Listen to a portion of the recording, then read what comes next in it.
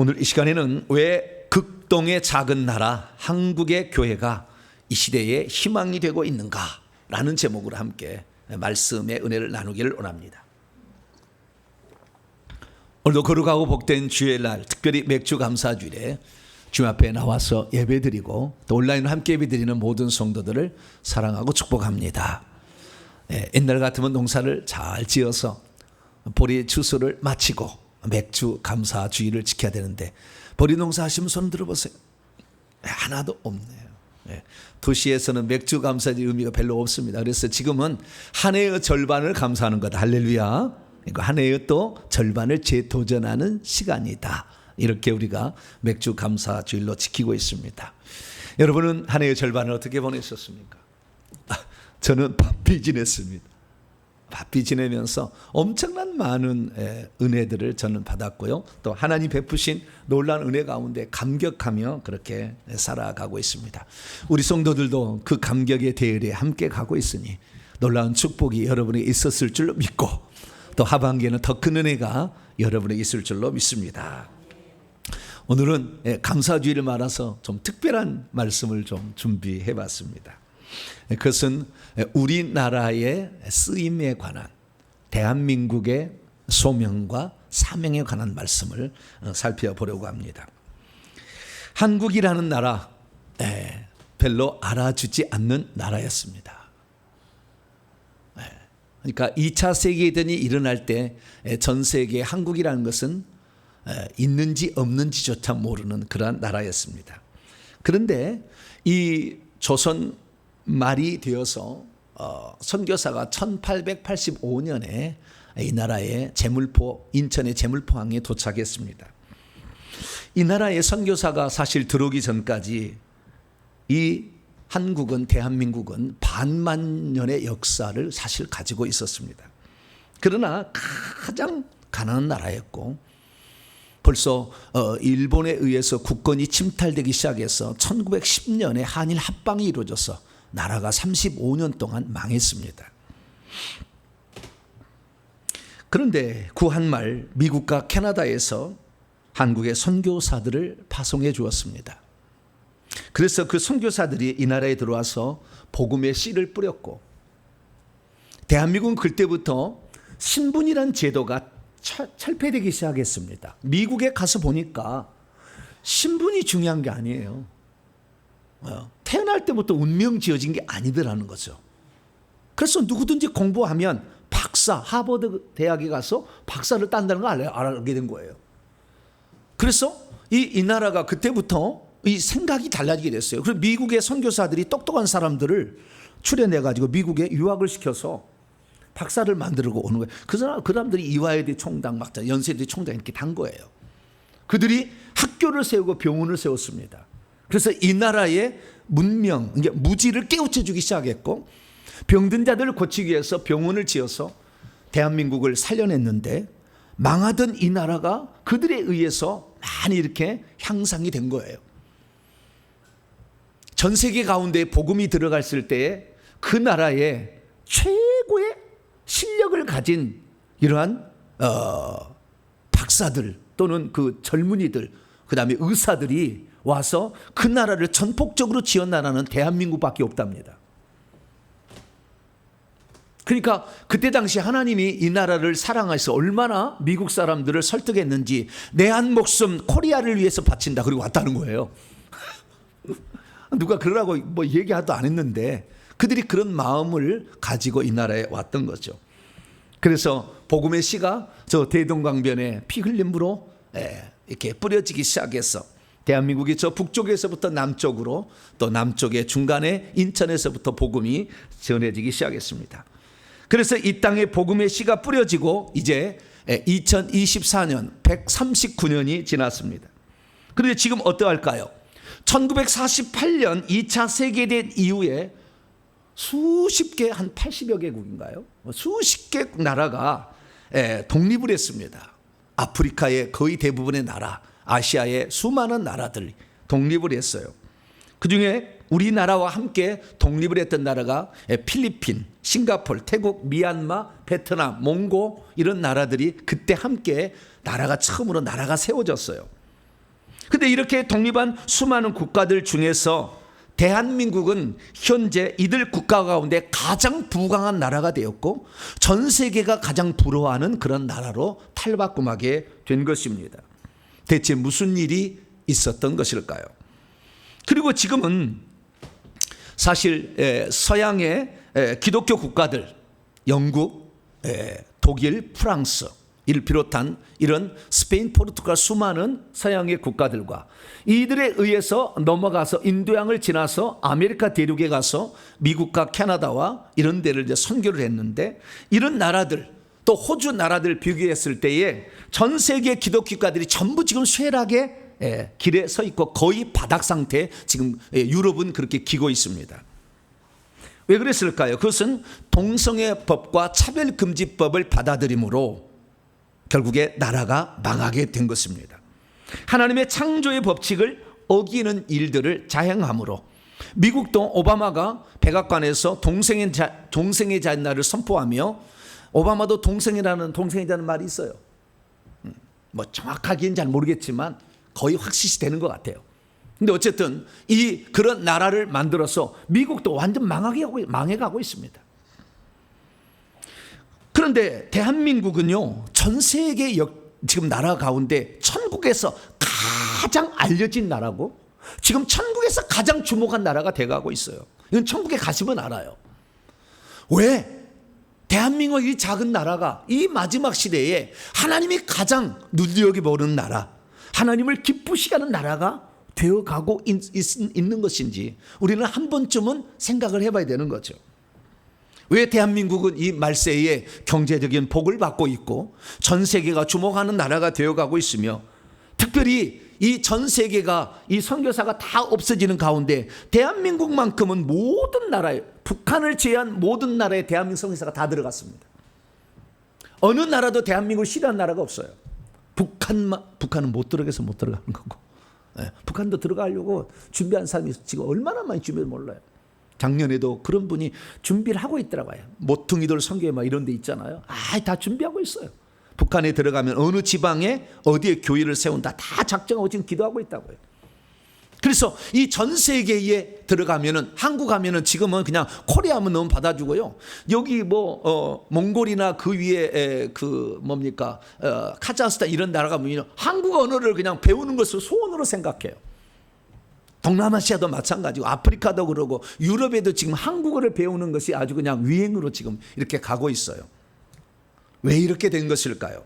그것은 하나님께서 이 인류를 위한 계획을 만세 전부터 세워놨는데, 그 중에 이 모든 것을 대답해 주는 하나의 놀라운 말씀이 오늘 기록되어 있기 때문에 이 말씀을 통하여서 우리가 그 비밀을 한번 풀어보고, 이 시대에 주어진 대한민국의 소명은 무엇이고 사명은 무엇인가, 그래서 우리가 그 사명을 이루어가기 위해서 우리는 무엇을 더 준비해야 되고 유의할 것인가, 이 부분에 관하여 함께 말씀을 나누기를 원합니다.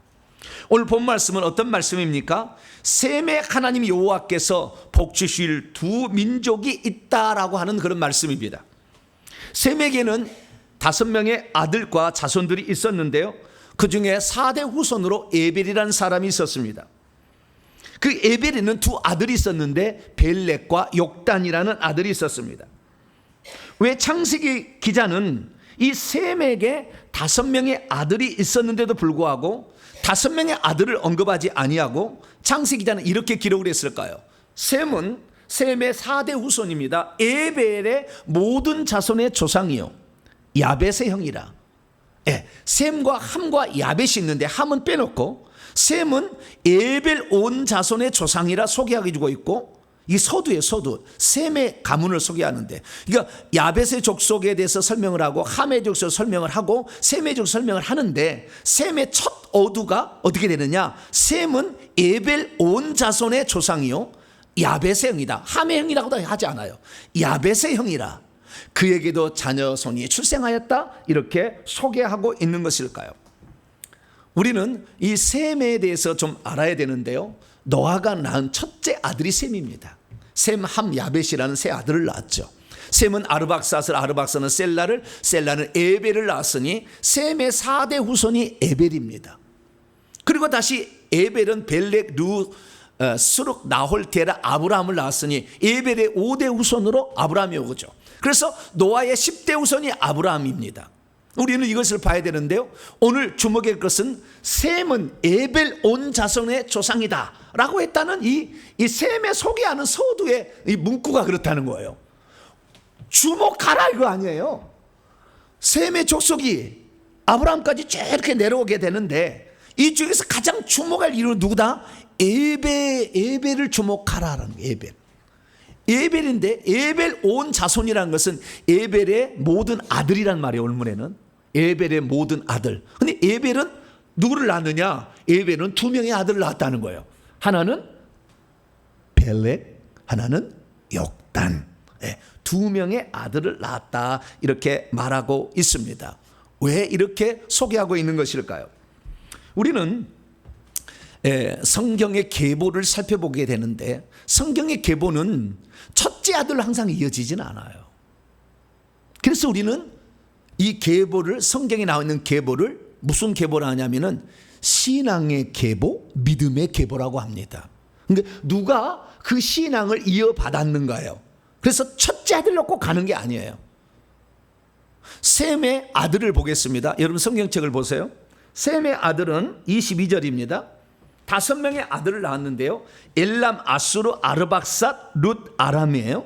그런데 이 엘람으로 가잖아요. 엘람이 지금 이란입니다. 이란 나라가 지금 엘람이에요.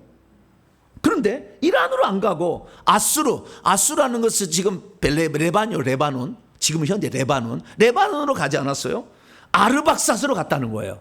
왜? 그 24절을 보니까 이 아르박삿은 셀라는 에벨을 낳고 에벨은 벨렉과 욕단을 낳았다 이렇게 이어지니까 결국에 셈의 몇째 아들이요? 셋째 아들로 이루어졌다는 거예요.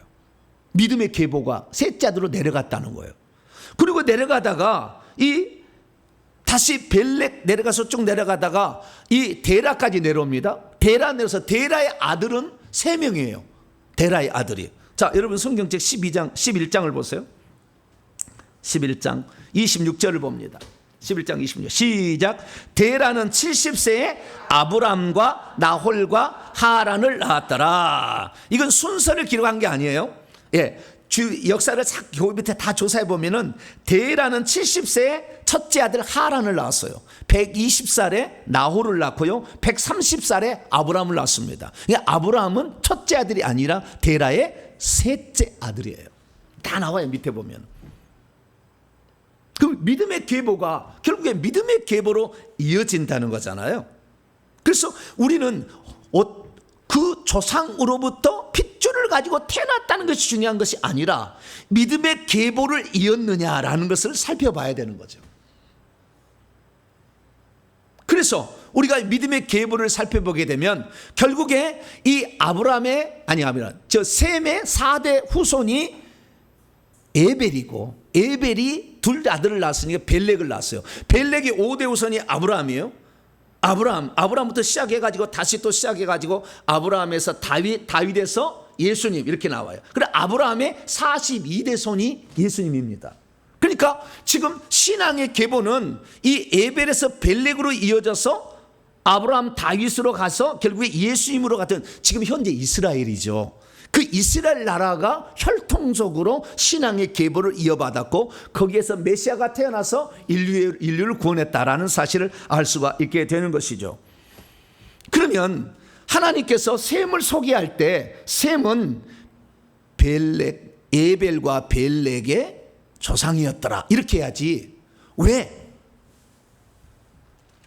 셈은 에벨 모든 자손, 모든 아들, 2아들밖에 없어요. 2아들의 조상이었다 이렇게 말하고 있느냐를 우리는 주목해야 한다는 것입니다. 그리고 이 셈은 야벳의 형이다, 함의 형이라 하지 아니하고 야벳의 형이라 이렇게 소개하고 있냐 그죠. 이것은 먼 미래를 하나님이 아시고 다 아시니까 하나님은 먼 미래를 아시고 하나님께서 이미 딱 못을 박아놓은 아주 중요한 이 영적 계보를 잇는 믿음의 어떤 약속을 거기다가 계시를 해놓고 있다 이거죠. 자, 오늘 본 말씀 어떤 말씀입니까? BC 1500년경 시내산에 올랐던 이 모세가 다 경험을 하고 BC 1406년경 죽게 됐는데 그때 이 성경을 기록을 합니다. 그래서 창세기부터 기록을 하는데 그 창세기 일부분이에요. 여기에 우리는 노아의 세 아들에 관한 이야기가 10장에 기록되어 있다는 것, 그 후손들이 쫙 퍼져나갔던 이야기가 기록된 것을 살펴볼 수가 있어요. 그런데 셈을 소개할 때만큼은 아주 중요하게 소개했다는 거예요. 다른 데는 그렇게 소개하지 않는데 셈을 소개할 때만 어두의 어떤 표제를 다른 거예요. 표제를. 셈은 누구를 낳고 이렇게 한 게 아니라, 셈은 누구를 낳고 이렇게 아니라 셈은 소개를 해놓았다는 거예요. 첫째는 뭡니까? 셈은 에벨의 모든 자손의 조상이다. 서두를 그렇게 기록해놨다는 거예요. 그런데 다른 데는 그렇게 기록을 해놔지 않았어요. 자, 앞을 넘어갑니다. 자, 앞을 넘어가요. 자, 10장 1절을 읽습니다. 10장 1절 시작. 노아의 아들 셈과 함벳과 야벳의 족보는 이러하니라. 홍수 위에 그들이 아들을 낳았으니 2절 있습니다. 먼저 맨 뒤에 야벳부터 셋째 아들부터 합니다. 시작. 야벳의 아들은 고멜과 마곡과 마대와 야완과 두발과 메섹과 디라스요 이렇게 돼 있지 않습니까? 그 다음에 6절 봅니다. 함 둘째 아들, 노아의 둘째 아들. 시작. 함의 아들은 구스와 미스라임과 붓과 가나안 이렇게 돼 있잖아요. 그러면 어떻게 해야 됩니까? 10장 22절 시작. 셈의 아들은 엘람과 아수르와 아르박삭과 룻과 아람 이렇게 시작해야 되는데 그 앞에 한 절을 집어넣은 거예요. 21절을 뭐라고 집어넣었어요? 셈은 에벨 온 자손의 조상이요 야벳의 형이라, 이런 말을 거기다 집어넣었다는 거예요. 왜 이렇게 집어넣었을까요? 에벨 온 자손의 조상이라고 하는 좀 더 설명을 하고 야벳의 형부터 먼저 설명하겠습니다. 왜 함의 형이라고 얘기하지 않느냐? 함은 지옥 갔어요. 생명책 보니까 없어요.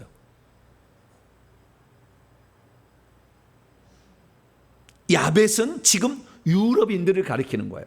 유럽 사람이에요. 그래서 이 복음이 말이죠. 복음이 먼저는 셈의 이스라엘이 셈 족속이에요. 아시겠죠? 셈 족속인데 이 셈 족속에서 예수님이 나와요. 이스라엘이 나오고. 그런데 이 셈 족속의 복음이 셈 족속에 있는 게 아니라 어디로 가냐면은 이 복음이 야벳 족속으로 흘러가요. 그것이 마게도니아의 환상이에요. 사도행전에 16장에 나오는 마게도니아 환상. 이리로 건너와서 우리를 돌아와서 빌립보에 가서 복음을 전한 게 유럽의 첫 성 빌립보에서 복음을 전합니다. 이것이 고린도에 갔다가 이탈리아 로마로 가서 전 세계가 복음화된 거예요. 그러니까 셈의 족속의 그 영적인 은혜가 야벳의 꽃을 피우, 야벳의 형이다. 야벳은 셈의 족속의 영적인 은혜를 받고 산다. 영원히 셈은 야벳의 형이다. 이렇게 말하고 있다는 거예요. 그래서 이 유럽 나라들은 그 은혜를 받았다는 거예요. 그런데 그 유럽의 나라가 이제 옛날에는 땅을 먼저 가서 차지하면 됐잖아요. 네. 그래서 이 항해를 옛날에는 그 배를 만들어 가지고 항해를 가지고 그 유럽에서 인도양을 건너 가지고 미 대륙을 발견했다는 거 아니에요? 네.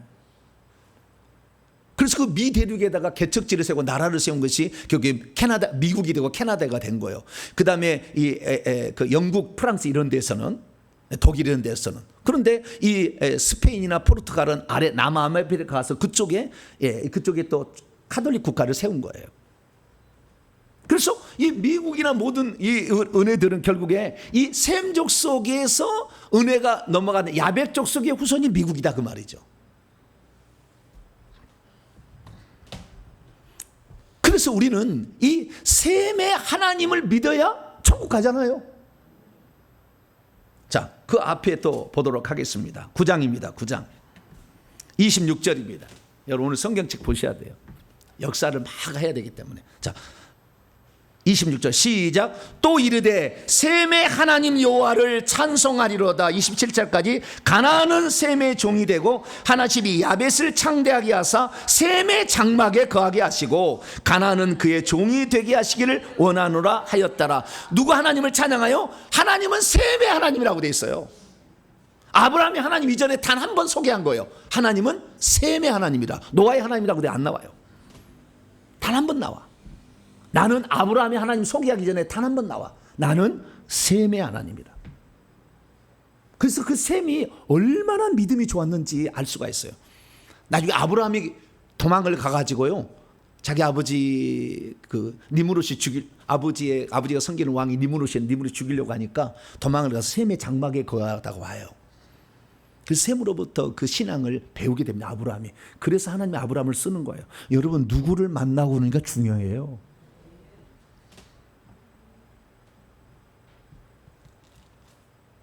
하나님은 셈의 하나님인데 그 셈의 하나님이 이스라엘만의 하나님이 아니고 지금 대한민국의 하나님이에요. 나중에 제가 얘기를 할게요. 이제 좀. 대한민국은 셈 족속이에요. 나중에 소개하겠습니다. 그래서 우리가 셈의 영적인 축복을 야벳이 받았는데, 야벳은 계속해서 셈의 하나님, 그래서 셈의 장막에 거하고 그 다음에 셈의 동생일 수밖에 없고, 마지막은 누가예요? 셈의 족속이 영적인 은혜를 베푼다 이거예요. 그래서 하나님은 알파이고 오메가 있어요. 시작과 마침이에요. 그래서 이 기독교, 하나님의 종교의 참된 종교의 시작은 이스라엘에서 시작했지만 셈의 다른 후손이 하나 있으니 이게 대한민국이에요. 좀 이따 다 살펴드릴게요. 그래서 우리가 지금 이 은혜를 받는 거요, 종교 계획자들 상상하지 못했어요. 종교 계획자들 단 하나도 보좌자리 차지한 사람 없어요. 13만 사람에 들어간 사람이 없어요. 그렇게 선교를 많이 했던 19세기에 존 웨슬리도 보좌자리 안 들어갔어요. 지금 제가 이렇게 얘기하고 있는 얘기는 들을 수 없는 얘기가, 엄청난 얘기를 지금 듣고 있는 거예요. 그래서 왜 대한민국을 이처럼 하나님이 사랑하셔서 지금 이런 놀라운 이 마지막에 복음 전파의 주자로 삼고 있는가? 이것을 오늘 본문 말씀을 통해서 온전히 알게 되길 바랍니다. 그러면 이 에벨의 온 자손이었는데, 에벨은 누구냐? 에벨은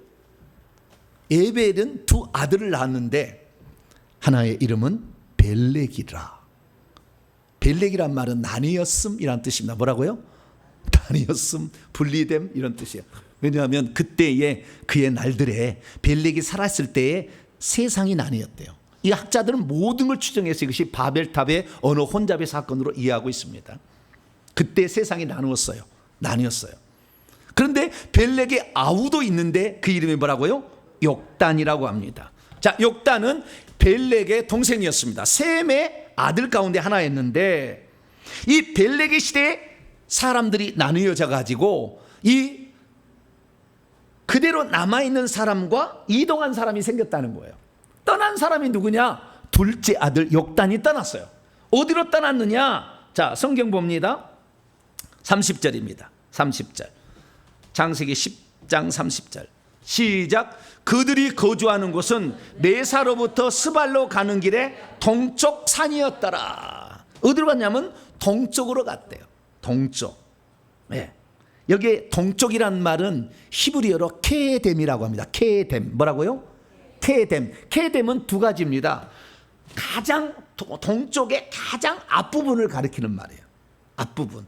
그래서 이것을 장소적으로서는 동쪽 해 뜨는 곳의 앞부분을 말하는 것이고, 시간적으로 따지면 가장 앞선 시간이에요. 그래서 상고의 태초인이라 그러죠. 베들레헴 에브라데, 네가 그 유다 족속이 작을지라도 너의 근본은 상고의 태초. 상고이라는 말이 케뎀이라고 돼 있어요.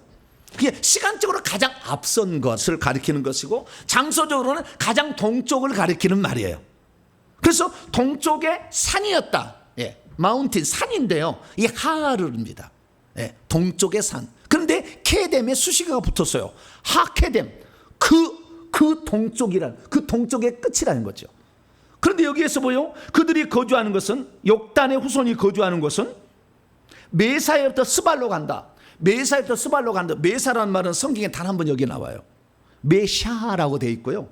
스발로는 셰파르예요.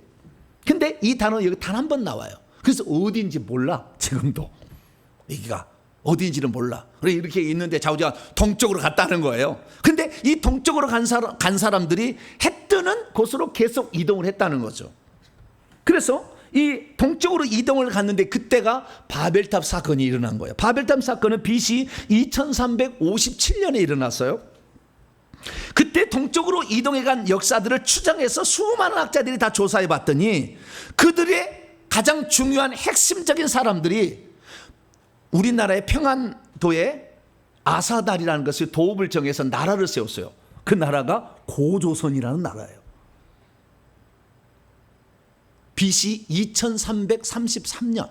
다시 말해서 이 바벨탑 사건이 있고 나서 24년이 지나자 그들이 단군이 우리나라의 저 평안도에다가 나라를 세웠다. 해 뜨는 곳에 동쪽에다가 가장 동쪽에 더 이상 못 가잖아요. 태평양으로. 거기다가 나라를 세웠다라는 것을 말해주고 있는 것이죠. 그래서 동방에 해 뜨는 나라, 바로 이것이 고조선인데 이 고조선의 후손이 대한민국이니까 우리가 오늘 뭐예요? 욕단의 후손의 장자격이다, 이렇게 보시면 되겠습니다. 그래서 우리가 지금 대한민국에 산다는 사실 자체가 하나님께서 숨겨둔 또 하나의 선민일 수 있다는 것을 우리는 생각해야 된다는 거예요. 그것은 우리나라가 이렇게 전 세계적으로 가장 예수님을 잘 믿는 나라, 지금 영적으로 가장 깨어있고 영성이 가장 훌륭한 사람은 대한민국에 있어요. 전국에 가시면 알아요. 이렇게 된 이유가 어디 있느냐? 몇 가지를 제가 살펴보려고 합니다.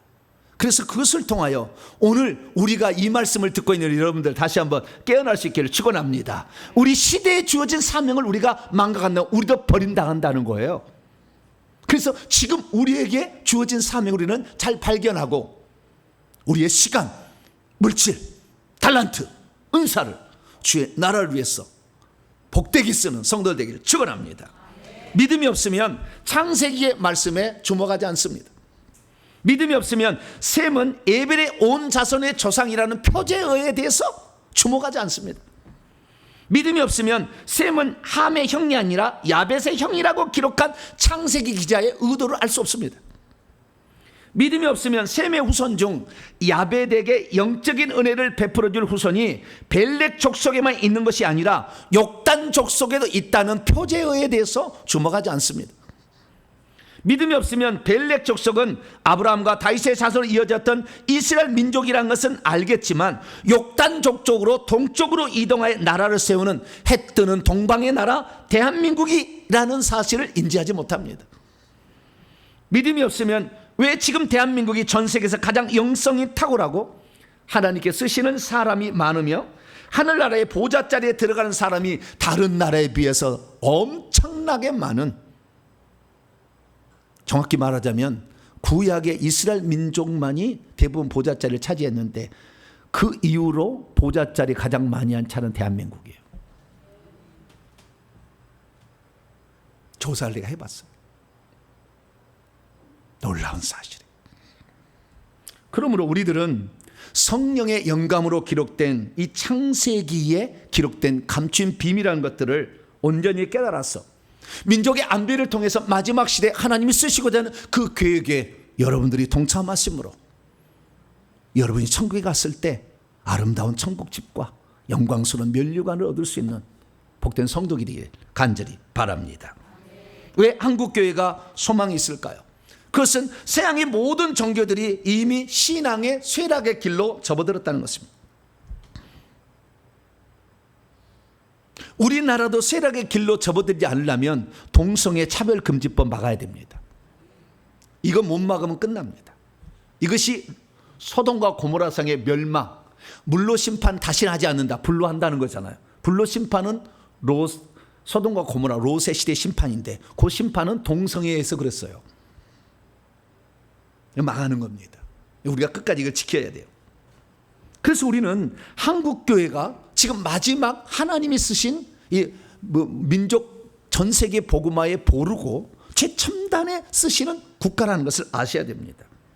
그럼 왜 한국의 교회가 소망이 있느냐? 세 가지 이유가 있습니다. 첫째, 한국은 지금 구원론에 있어서 가장 하나님께서 인정할 만한 성경적인 구원론을 말하고 있는 국가이자 교회예요.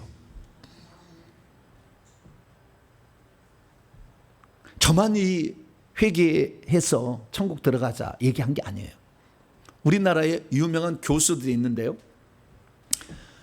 숭실대에 권영경 교수가 있어요. 숭실대. 네, 이분은 서울대학교 출신인데요. 아주 박사예요. 뭐 공부 많이 하셨어요. 근데 이분이 뭐라 그러냐? 믿음만으로 구원받는 거 아니다. 한 번 구원 영원한 구원이 아니다. 나는 고신 측의 목사인데 고신 측에서는 나를 싫어하고 핍박한다. 그럼 나는 그 얘기하겠다. 책을 아예 썼어요. 한 번 구원 영원한 구원 아니다. 저 백석대 총장이자 신약학 교수인 최갑종 교수라는 분이 있어요. 지금 백석대 측이 있어요. 우리 장로교 중에. 이 양반도 한 번 구원 영원한 구원 아니다. 얼마든지 구원 탈락될 수 있다. 행함은 아주 중요한 구원의 한 부분을 차지한다. 얘기해 주고 있어요. 미국의 풀러 신학교, 이번 총신대 교수였다가 총신대에서 나갔어요. 나간 게 쫓겨난지 모르겠는데 어지간 그걸 별로 안 좋아하나 봐. 그래서 미국 가서 한 번 구원 영원한 구원이라는 모든 것들은 구원파하고 똑같다. 값싼 구원론 제발 그만 얘기해라. 믿는다고 다 천국 간 게 아니다. 의칭이라는 것이 그렇게 주어진 거, 믿는다고 주어진 게 아니다. 제대로 똑바로 정신 차려야 된다. 한국교회 지금 장로교 전부 다 구원파적 신앙을 가지고 있다. 정신 차려야 된다. 이렇게 얘기를 하셨어요. 그래서 이 구원론에 관하여 신학자들, 교수가, 목회자들이 바른 복음을 외치는 전 세계에 몇 안 되는, 대한민국이 가장 세요. 그런 국가에 저희들이 지금 있습니다. 그래서 하나님이 한국교회가 소망이 있다 우리에게 알려주는 겁니다. 두 번째는 뭐냐? 두 번째는 한국교회와 목회자들 중에는 이 말세에 새 예루살렘 성에 들어갈 수 있도록 구원을 얘기를 해서 회개해가지고 천국 들어가게 해주는 그 얘기를 선포할 수 있고 있을 뿐만 아니라 그렇게 못 들어가게 하는 가장 중요한 여러가 귀신들이 영혼을 붙잡고 있기 때문에 귀신을 쫓아내서 이들을 구출해가지고 천국에 들어가야 한다고 가르치는 지금 유일한 국가예요.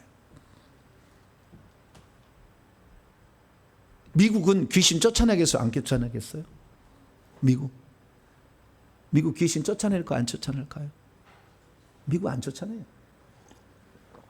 미국의 영성인은 다 살 데가 없어. 귀신 쫓아내는 수 없어. 전부 능력 행하고 예언하고 하지 귀신 쫓아내는 데가 없어. 귀신이 떠나가지 않으면 계급 안 올라갑니다. 귀신 떠나가지 않으면 천국집 잘 준비 안 돼요. 귀신 떠나가지 않으면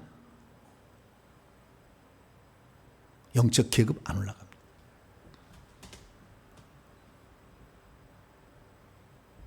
그런데 그것을 지금 하고 있는 거예요. 저는 감사하게도요. 저는 회개도 얘기하고 귀신도 쫓아내는 목사잖아요. 네. 말씀으로 정확히 짚어주고 그다음에 영성 부분에도 얘기하는. 그런데 참 감사하게도 최근에 제가 알게 됐는데 인천 기쁨의 교회 이종선 목사님이라고 있어요. 이분만이 아니에요. 여러 목사님 있는데 우리 교단의 선배이기 때문에 통합 측 선배예요. 지금 막 70번인가 이렇게 귀신 쫓아내는 사역의 세미나를 목회자들을 모시고 수백 명, 500명 모여들 500명 가지고 지금 하고 있어요. 매달에 한 번씩. 얼마나 많은 여기에 거쳐간지 몰라요. 그래서 우리 교단에서 이렇게 정말 이 마지막 때에는 영적 군사가 준비돼야 된다. 할렐루야. 마지막에 지금 적그리스도가 아마겟돈 전쟁하려고 그쪽에 세력을 많이 확보하고 있는데 우리들도 영적 군사를 만들어야 된다 하고 이 일을 하고 있다는 것에서 정말 너무 감사해요. 그래서 이 대한민국은 회개와 귀신 축사에 관한 말씀을 증언하는 아주 하기 때문에 소망이 있다 말씀드릴 수 있어요. 세 번째는 뭐냐? 교회사 가운데 세계적인 인물이 이스라엘 다음으로 대한민국이에요. 미국도 아니요. 영국도 아니요. 이스라엘 다음으로 대한민국이에요. 제가 다 조사해봐서 알아요. 저는 한때 미국의 은사운동 하시는 분들 참 부러워했어요. 피터 와그너 박사부터 쭉 이렇게 많은 사람들이 있었잖아요. 다 조사를 해봤어요.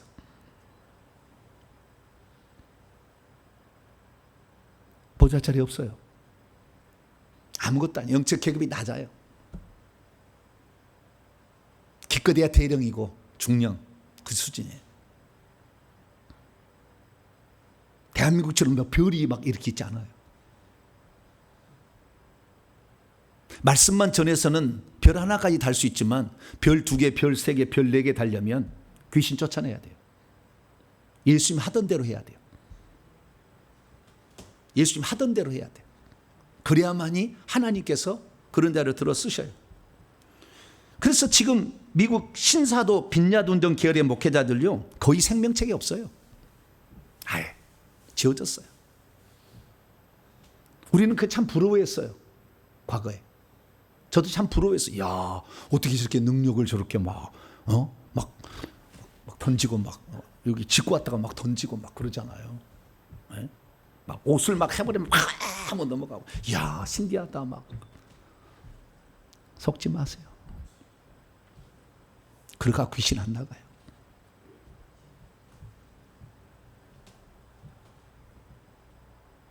성경에 등장하는 인물들을 쭉 조사를 해봤어요. 다 조사를 해봤는데 거기가요 보좌자르다면은 20번 때까지요. 10번 때 앞에 대부분 다 있는데요. 성경 인물들은 20번 때 안에 다 들어가 있어요. 30번 때부터는 대한민국이 있기 시작해요. 놀라운 일이에요. 그러면 왜 하나님께서는 이 시대에 한국교회를 이렇게 사용하실까요? 저는 3가지 이유를 생각해 봤습니다. 첫째, 하나님을 제대로 섬기는 나라로 하나님이 이 나라를 만들었기 때문에 그래요. 왜냐하면 첫째, 하나님 제대로 섬길 수 있어요. 왜냐하면 우리는 하나님과 귀신을 정확히 구별할 수 있어요. 미국은 그게 안 돼. 갓이 대문자로 쓰고 소문자로 쓸 뿐이요. 갓이라고 하는데 소문자로 쓰면 귀신이고 대문자로 쓰면 하나님이요. 근데 우리나라는 정확히 귀신하고 하나님하고는 절대 취급하지 않아요. 귀신들을 보고 하나님이라고 절대, 무당들이 자기들이 믿는 신을 하나님이라고 절대 얘기 안 해. 하나님 하면은 기독교가 믿는 하나님, 그거 딱 얘기가 딱 결정돼 버렸어. 이 나라는 처음에 복음이 딱 전해들을 때. 그럼 어떻게 그렇게 돼 있느냐? 여러분, 제가 어디를 나왔어요? 대학을? 모르시죠? 국어 국문학과 나온지 알죠? 국립대는 나왔어요. 왼쪽에 하나라는 말 있죠. 하나인데요. 옛날에 점이라는 게 하나 있었어요. 세종대왕이 만들 때는 비읍 순경음도 있고 점도 있고 세모도 있고 동그랗게 막 이렇게 있었는데요. 요게 아래 아자로 점처럼 이렇게 딱 찍는 거 아래 아자인데, 왼쪽에 하나는 원입니다. 원. 한 개. 그걸 하나 쓸 때 이렇게 쓰는 거예요. 뒤에 하나는 뭐냐? 뒤에 하나란 말은 없어요. 그런 말은. 거기에다가 리을을 붙이면 하날이 있습니다. 뭐라고요? 하날. 하날이라는 게 리을 붙여가지고 하날은 이상, 하나라는 저 글자는 존재하지 않는 글자예요. 그러면 우리나라에서 성경을 번역할 때 어떻게 했느냐? 하나님, 왼쪽에 하나님, 오른쪽에도 하나님인데, 하나님인데요. 어떻게 했느냐라는 거예요. 1911년 우리나라의 구역성경이 완성이 됐는데요. 구역성경이 완성이 됐는데 그때 성경책에 뭐라고 하냐, 하나 있잖아요. 그 나자가 왼쪽에 있는 것으로 번역을 해놨어요. 그러니까 하나에다가 플러스 님이에요. 그러니까 아까 얘기했듯이 원래 원이라는 하나를 떼는 왼쪽 글자였는데 오른쪽 글자를 만든 거예요. 그러니까 만들었는데 그 어떻게 만들었느냐, 그 발음이 하나하고 똑같잖아요. 원래는 원이란 뜻은 아니었어, 하나가. 그런데 거기다가 님자를 붙여가지고 하나님 만드니까 들을 때는 뭐예요? 똑같잖아, 발음이. 한 분밖에 없다라는 거잖아요. 유일한 하나님이라, 이분만이, 성경에 기록된 하나님만이 유일한 창조주 구원자다. 할렐루야. 그 의미를 되게 성경사직에 만든 거야, 이걸.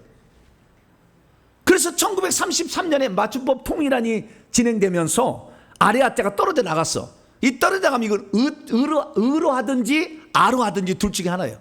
천주교는 하느님으로 갔고 우리 개신교는 하나님으로 온 거예요. 그래서 지금 우리는 뭐예요? 하나님이라는 걸 쓴 거예요.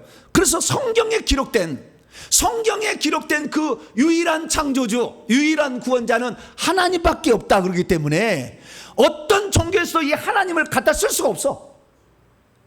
다른 종교는 다 귀신이야 그랬어. 신이면 귀신이지, 신도 갖다 써, 신도. 그러나 하나님은 못 갖다 써요. 그런데 성경은 우리를 신이라고 번역하지 않아요. 전부 엘로힘을 어떻게 해요? 하나님이라고 번역해 놨어. 할렐루야. 그래서 전 세계 가운데 그 성경에 기록된 하나님을 다른 용어로 만들어서 번역한 국가는 대한민국밖에 없어요. 다 자기들의 언어를 차용하게 쓴 거예요. 그렇기 때문에 대한민국이 하나님을 믿는다 그러면은 내가 하나님을 믿느냐 귀신을 믿느냐 딱 구별이 돼버린 거예요. 그래서 하나님은 우리나라를 기뻐하셔요. 할렐루야. 139년밖에 안 됐지만 확실한 하나님을 믿는다. 두 번째 뭐냐? 두 번째는 우리나라는 영적 감각이 탁월하고 열정이 끌어올라요. 뭐라고요? 열정이 끌어올라. 믿으면 믿고 아니면 아니에요. 네. 영적 감각이 뛰어나요. 왜 영적 감각이 뛰어나느냐? 이스라엘 나라는 하나님께서 모세에게 히브리어를 가르쳐 줬어요.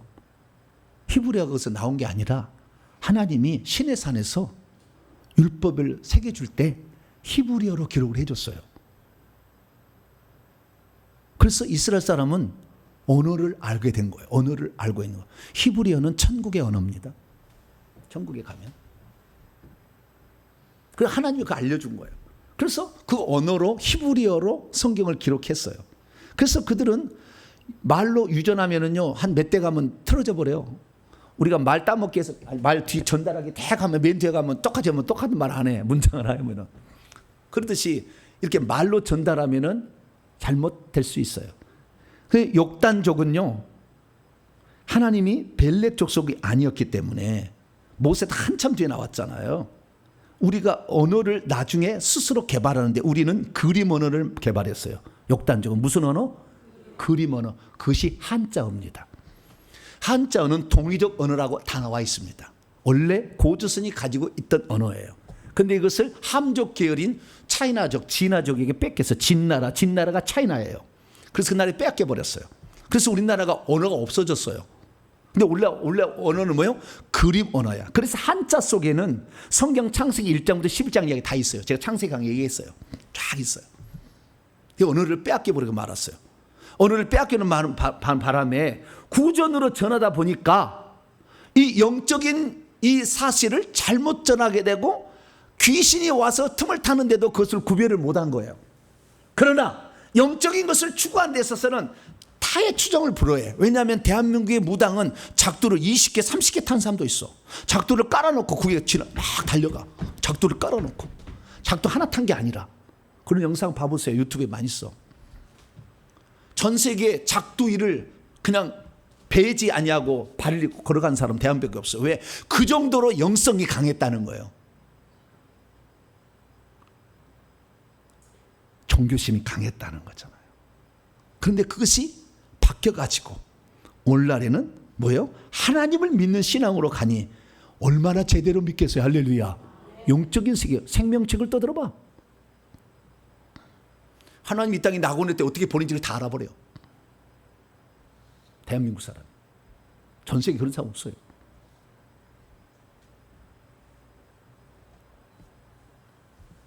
그래서 이 탁월한 영적인 감각과 더불어 열정도 대단해. 한번 술을 먹어버리면 그냥 통으로 마셔버려요. 한 번 끝나지 않아. 2차, 3차를 가버려요. 하여간 뿌리를 뽑아야 돼. 열정하면 정열심이지. 할렐루야. 뿌리를 뽑아버려. 구원에 관하여, 회개에 관하여, 영성에 관하여 뿌리를 뽑아버려. 이런 열정들이 있어. 그래서 하나님을 사용한다. 가장 중요한 건 그게 아니에요. 그것은 하나님의 만세절의 계획이 있었다는 거예요. 그건 뭡니까? 오늘 본 말씀 다시 읽습니다. 21절입니다. 창세기 10장 21절 시작. 셈은 에벨 온 자손의 조상이요 야벳의 형이라 그에게도 자녀가 출생하였으니 에벨 온 자손의 조상이다 라는 거예요. 에벨은 벨렉과 욕단을 낳았는데 벨렉은 하나님이 썼어요. 그 민족으로. 그래서 예수님이 나왔어요. 예수님이 나왔는데 예수님을 거부해서 없애버렸어 나라. 그리고 그 나라가 이스라엘 나라가 1948년에 독립합니다. 우리나라하고 똑같이. 근데 이스라엘 나라를 안 쓰고 독립했을 때 이스라엘 나라를 다시 써야 되는데 안 쓰고 어느 나라를 써요? 대한민국을 썼다. 할렐루야. 이게 중요한 거예요. 이게 지금. 그래서 이 방면에 관하여 욕단족에 관한 이 모든 정보들을 다 고대로부터 연구한 박사님이 한 분 계셔요. 유석근 박사님이세요. 교회도 아예 아리랑 교회라고 이름을 바꿨어요. 원래는 아니었는데. 무슨 교회? 아리랑 교회. 알이랑이 아리랑은 알이랑. 알은 하나님을 뜻하는 거예요. 알이 얼이 돼요. 이 얼굴이 뭐예요? 얼이 있는 뼈골. 네. 얼이 있는 골이다 해서 얼굴이에요. 얼 다 똑같은 거예요. 근데 그 알이랑 하나님이랑 알이요. 하나님이요.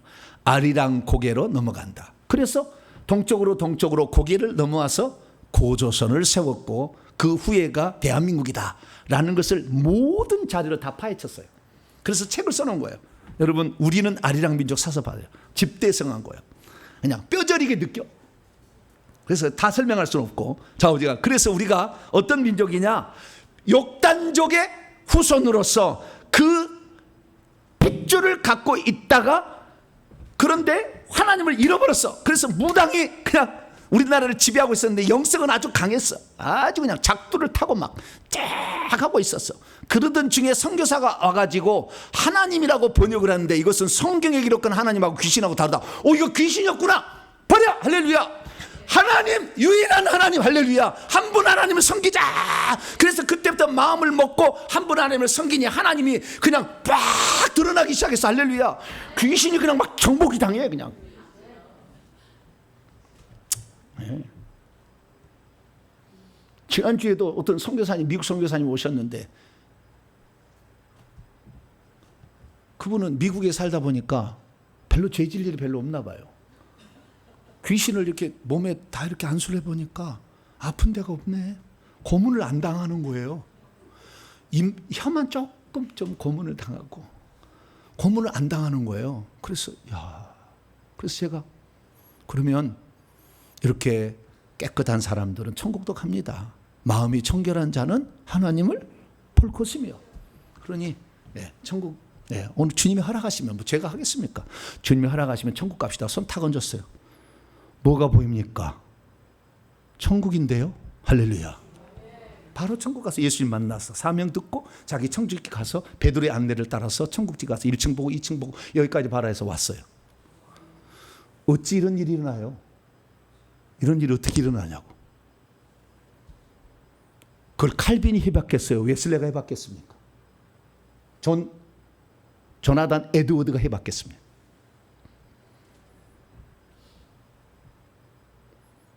상상할 수 없는 일들이 대한민국에 일어나고 있어요. 저만이 아니에요. 이것이. 그런데 저는 알고 있죠. 이런 분들, 영성 있는 분들을.